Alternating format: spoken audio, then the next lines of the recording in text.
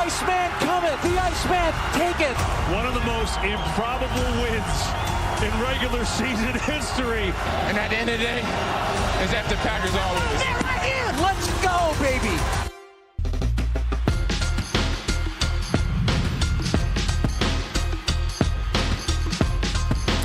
A lot can happen in a little time as the Bears clear cap space in time for free agency to begin next week. DJ Moore leaves Chicago with one of the all-time greatest moments in the Bears-Packers rivalry. And with the sudden retirement of Drew Dalman, there are a lot more positions of need than it seemed before. Hello, everyone, and welcome into the offseason. I'm Cassie Carlson, joined by the Athletic's Dan Wiederer and former Bears center Olin Kreutz. Good to have you in studio. There is so much to get to. And Dan, you called it at the Combine last week. Your bold prediction, bold of this offseason, was that DJ Moore was going to be traded before April, and it comes to fruition this week. How do you feel like the Bears are better or differently positioned than you did a week ago? Look, basically you're taking resources that you got from this trade, including a second-round pick, and you're reallocating them to address other needs on your team. You feel very comfortable with where your pass-catching arsenal is at. Colson Loveland's part of that. Luther Burden's part of that. Rome Odunze is obviously part of that. And now you take this second-round pick, and you hope that you can find another difference maker. That's going to be a pick at the end of the round 2, top 60 pick. You try to turn that guy into somebody that can help you somewhere else on your football team. I think DJ will ultimately benefit from the change of scenery, uniting with a familiar coach in Joe Brady, and then obviously an MVP quarterback in Josh Allen. All right, Olin, everyone was taken aback with the Drew Dalman news that he is retiring at 27 years old after just 5 seasons, one with the Bears. Is finding a veteran center now priority number 1 for this Bears front office? Yeah, I was taken aback too. I don't know about you guys, but my phone started blowing up at like 1:45. And everybody was texting me something about Dalman. I was thinking, why is everybody worried about Drew Dalman? Why are you worried about your Pro Bowl center? But anytime a young guy like that retires, you're surprised, obviously, especially in the NFL. And the money they're getting paid nowadays obviously offers, that they could walk away earlier now. And obviously, Drew, congratulations to him. What a career he's had. He had a great career at Stanford. He had a great career in the NFL and made the Pro Bowl his last year. Not a lot of guys get to walk away the way they want to go out on top. And Drew Dalman got to do that. But as far as the Bears go, at least a big hole in the middle of the offensive line, as you just alluded to. And what kind of center do they need? I would think a veteran-type center who could help arrange protections there in the middle of the offensive line and keep the offense moving in the right direction. But the good thing is, you put a center, it's really, I don't want to say an easy job, but put him in between Joe Thuney, who was Protector of the Year, put him between Jonah Jackson, right, and Darnell Wright, who is an ascending right tackle in the NFL. And that's a job that a lot of centers would want. But you would think that a veteran guy solidify the middle of the offensive line, keep the offense moving in the direction that they want it moving. The one critical thing to think about, though, is that the run game is super important in Ben Johnson's offense. The ability to reach guys, a reach block in the NFL to cut off a defense is extremely important in Ben Johnson's offense, something Frank Ragnow was good at, Drew Dalman is good at, Tyler Linderbaum is good at. You just can't put anybody there and think that the run game will work as effectively as it did last year. Yeah, we're going to have the more Drew Dalman center conversation in a little bit. The good news is that the Bears are below the cap, which a week ago they were not. Everyone was wondering how they were going to get this cap space, trading away DJ Moore. They get $16.5 million in cap space. Drew Dalman should free up $10 million. They cut Tremaine Edmonds, which everyone was expecting. That frees up another $15 million. So they are positioned to make some moves next week when free agency officially opens on Wednesday. Let's start with DJ Moore, his impact in 3 years in the Bears. He was a part of that original Ryan Poles blockbuster trade, which eventually brought the Bears Caleb Williams with the number 1 overall pick. Huge gift basket that the Bears got back 3 years ago, and that was at a different time in the history of the franchise. They were planning on DJ Moore and Justin Fields being this tandem that was going to lift the Bears to new heights.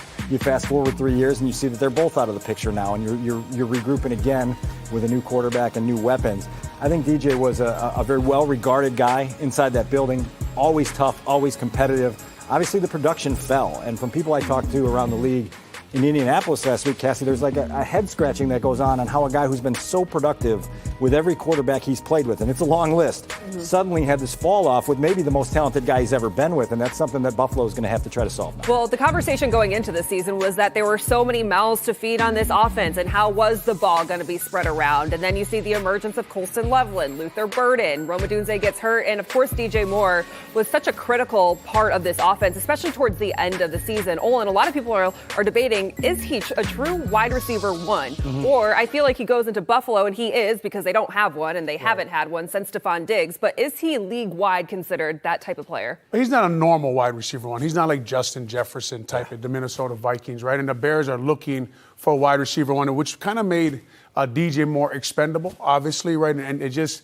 But at the end of the year, when you watched him against the Packers, I was watching some of the Rams game before we came on today, and the level he was playing at and the plays that he made, you do worry about losing him a little bit. And you do worry about, okay, will Luther Burden line up correctly? Will he run the right route? Will he do all the things that a veteran will do? But when you take a guy like Rome Odunze in the top 10, when you take Luther Burden, you take Colston Loveland, it makes guys like DJ more expendable. And if you can get a second-round pick, you understand why Ryan Poles made the move. You just worry about having that many young guys as your skill guys on an offense that has also a young quarterback, right? And we saw that a lot of that was DJ Moore and Caleb couldn't get on the same page on some plays, but he still was a tough wide receiver, made a lot of plays. I'm interested to see how this offense moves forward without him. And Cassie, I wonder who the leader in that receivers room becomes. Do you have to go out and get a veteran now just to be sort of that older presence in the room?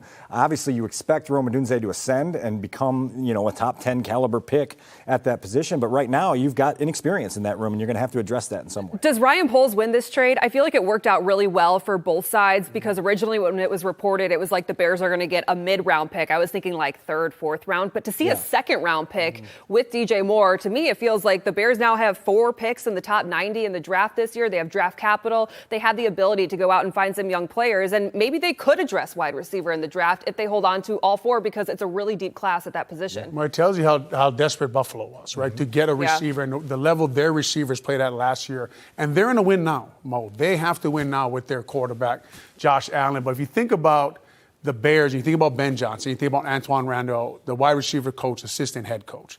They believe in their ability to pick out wide receivers like Luther Burden, like Colston Loveland, and develop them. So I think a lot of the decisions with Ryan Poles sitting with Ben Johnson say, okay, can we trade DJ Moore? Can these guys lead our room? I think when you talk about a leader in the room, when you have an alpha like Randall, he can carry that mantle for a little bit. Obviously, you always need an older receiver to help the young guys develop. And you saw the younger receivers come on social media and thank DJ Moore and the way they felt about it. And it was a little different between the outside noise and what they felt about DJ Moore, right? And a lot of people question his effort on the last day. When you go back and watch that game in its entirety, man, he was playing tough, good football throughout that game. Well, I feel like the national narrative is all because of that last play. And Chris Collinsworth, in real time, calling out DJ Moore for letting up on his route that led to the interception in overtime. But I feel like locally, everyone always knew that DJ Moore was the most dependable, available player. And as Ryan Poles has pointed out a number of times, like toughness is the main thing that stands out because he played hurt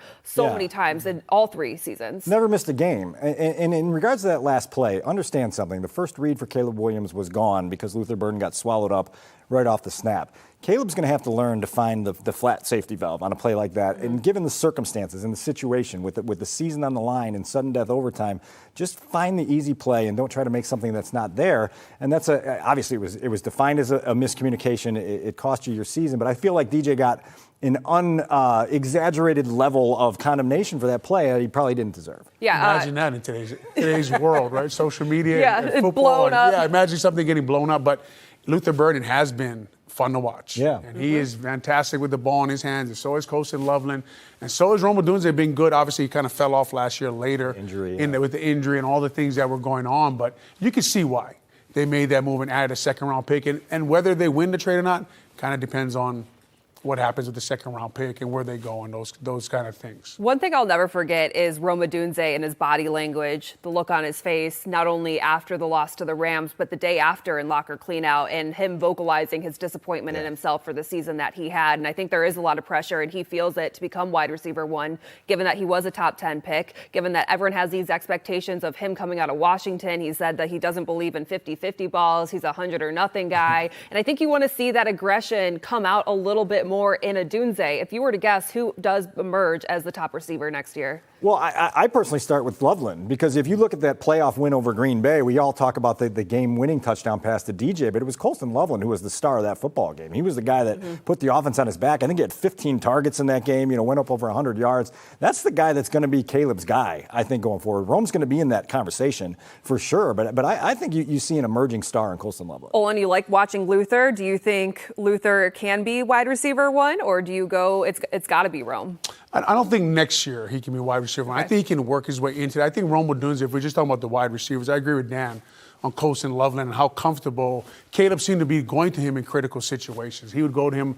I was looking for Colston myself on third downs. Like I knew that's where Caleb wanted to go, that he was going to win those matchups and those routes. So I think Rome Odunze is a guy, obviously, he went to Washington like I went to Washington, so I do believe in him. But I think he will develop into the wide receiver one. I think he's a little bigger than Luther Bird, and he's kind of a matchup problem. And I think his game will develop under Antoine Randall and Ben Johnson. All right, everyone was wondering when this trade went down, does that mean the Bears are out of the Max Crosby sweepstakes, or are they still in it because of the draft capital that they do have available? And I feel like Vegas right now is starting to realize that they're probably not going to get a player and 2 first-round picks. Is that the reality that Vegas is facing, and is that why the Bears maybe are still in the conversation? Well, I'll put it this way. The Raiders don't have a ticking clock on this. They don't have to get rid of Max Crosby this month. They can play this out and see, how much pressure they can put on outside suitors to up their offer. And the Bears have been listed a lot. Baltimore's been listed. Dallas has been listed. And so you just try, if you're in their shoes, to leverage that the best you can. And the Bears have to stay involved while also not getting outside their parameters and what they're comfortable with. Olin, knowing that they need a center, they need a left tackle, they should probably have a safety on the roster, a linebacker now, and edge and defensive tackle. Yes. Do you think Max Crosby is still viable, or do you look in other directions to fill this roster? I think you have to check in on Max Crosby and see what the Raiders, and can you talk them down from where they are sitting right now, which the rumor is 2 1s and a starter, right? But interesting that we're talking about pass rusher, Montez, Javon Dexter, Dale, all the money that they have put there already. They still haven't solved that problem. But we all watched this guy play against the Bears last year. We've all seen film on Max Crosby. If you have a chance to get a guy like that, I always say a pass rusher is like a closer in baseball, like Mariano Rivera walks out and he closes it. At the end of games, you have the quarterback and you have the pass rusher, right? And say who can win that battle. So right now the Bears, Montez Sweat, playing good football, but I don't know what you guys feel. It always seems like he's just late. He wins his matchup. He gets to the quarterback, but he's just getting there just a second late. You got to check in on Max Crosby, see if you can get that kind of guy. And he's making a lot of money. All right, we got to take a break. When we come back, we continue the center conversation. Drew Dalman retires. Should the Bears reset the market for the top veteran next week? We discuss when we come back on the offseason.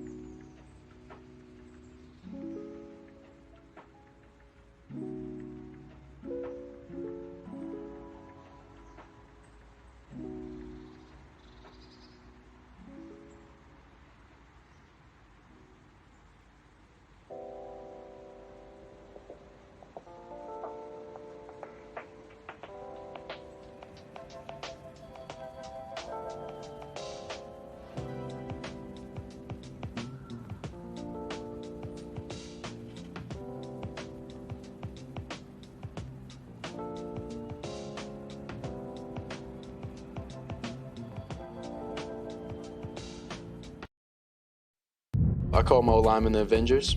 And so all of them collectively, form a very, formidable team to go out there and go to war with. I call Drew Dalman the Hulk. He's the brains and all of it, but, when he gets out there and, on the field, he's strong as can be, fast and the right guy for the job, for us and my future and our future here. And Hulk. Smash.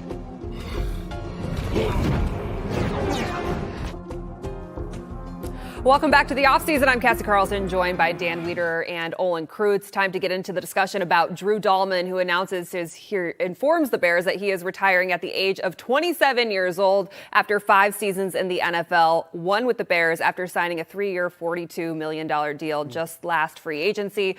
Dan, we're coming back from the Combine, and this is why it's so shocking, because we knew they had holes to fill on this roster. Left tackle was the obvious one on the offensive line, but this didn't seep through any conversations, it seemed like, down in Indy. None for me. Olin talked about his phone blowing up unexpectedly the other day. I felt like it was a stare at the wall moment where you're like, wait, what? Like, this was nowhere near my radar for this decision, and it takes you about 10 minutes to process it and then figure out what's next. When we talk about Dalman's exit, DJ's exit, Tremaine Edmonds' exit, sure, it clears up some resources for you, but you also now have 3 starting spots to fill, and so you have to really understand the gravity of that, particularly at a position like center where Drew Dalman was such a resource for Caleb last year and helping his ascension. Well, I go back to, remember Caleb's rookie season when he was in charge of so much at the line of scrimmage, and we were all wondering why, as a rookie, he was tasked with doing all that, knowing he was trying to learn so much about just playing in the NFL. And Drew Dalman became the brains and the quarterback of the offensive line. Olin, I want to get your perspective as the former player.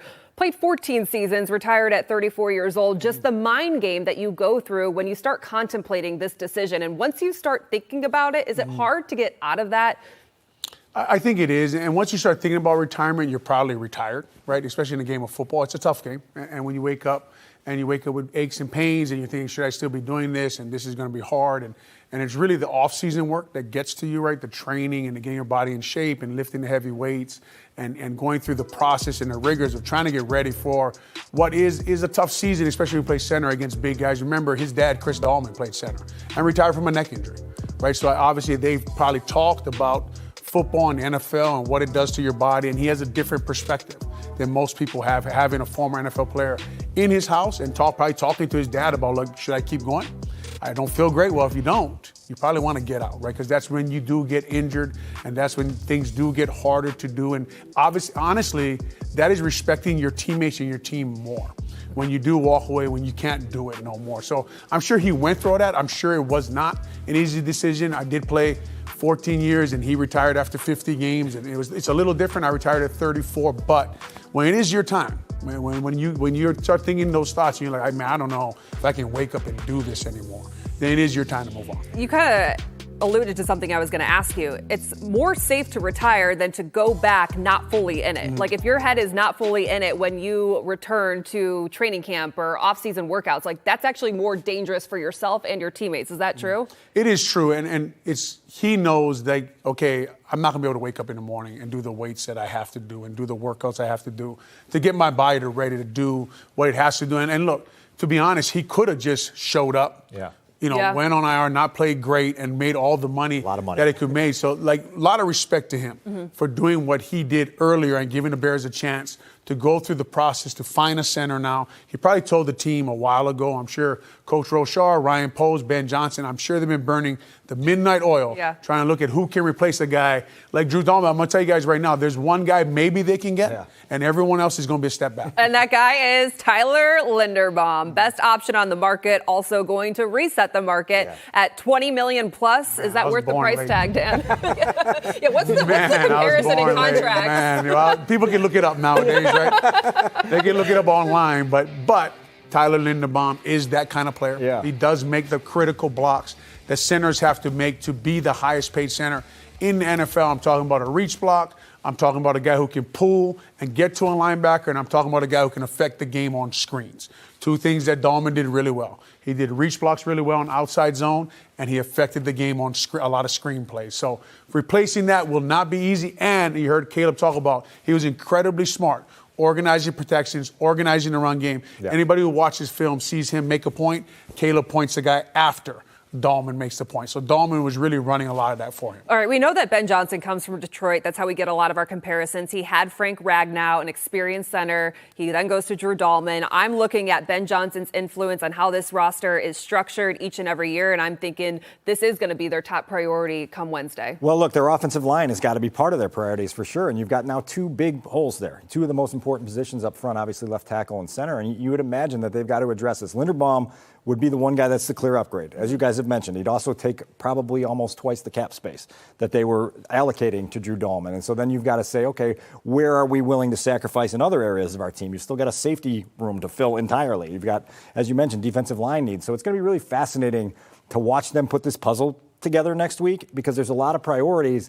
And this thing gets fluid now. It's been fluid this week. Yeah. We've experienced it all week. And so you better be ready to be nimble and adapt with everything that's going on around the Something league. could have happened in the 30 minutes that we're sitting here. Yeah. We don't know. The Lions are releasing Taylor Decker. That's an option at left tackle, another guy with experience in Ben Johnson's system. Do you like that as a one-year possibility while Ozzie Trapillo rehabs back? Certainly I'd consider it. You've got the familiarity with Ben. I think he's going to be 33 in training camp next year. You got to make sure that physically he's still all there with where you're at. But Ben knows him better than anybody, and it's similar to Jonah Jackson last year. Like Ben said, trust me, he'll be okay. And certainly he was in their first season together, and so that you lean on that, obviously. Oh, and I want to go back to you. We know you're a huge fan of Linderbaum. What's the separation between him and the next guy that everyone's talking about in Connor McGovern from the Bills? In my opinion, it's pretty big. And here we are in 2026, and I've been doing analyst work for a long time, and all of a sudden everybody thinks center's the most important position on the we've Chicago always Bears. thought that. And offensive line, everyone needs one all of a sudden. But everyone's finally come around, Do you and feel I appreciate seen? that. Yeah. I appreciate that. But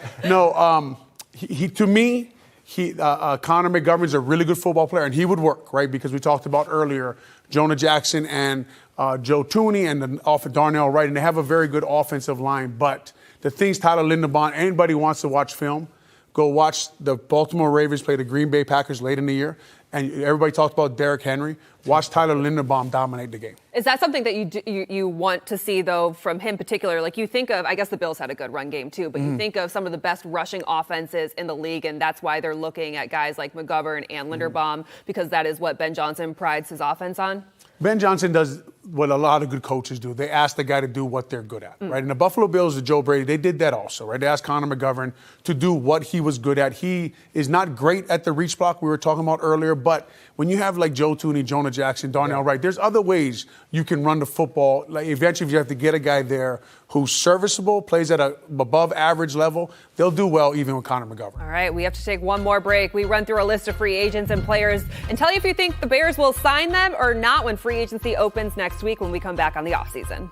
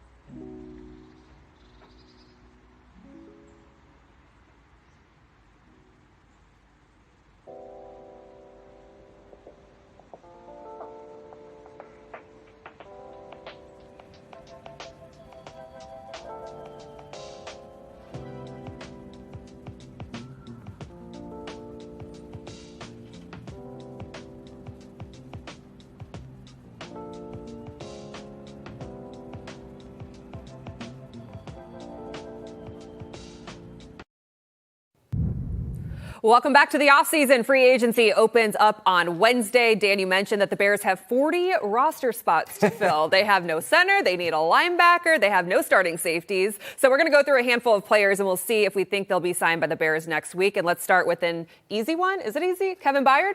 I think it's easy. I think priority-wise, they want him back. He wants to be back in this program. I think they can find a deal that works. So I say yes on Byard. Olin, yes or no? Yes, I think Byard will be back. I think both sides said that they both wanted it to work out. So I think it will. So does that mean Jaquan Brisker is a no?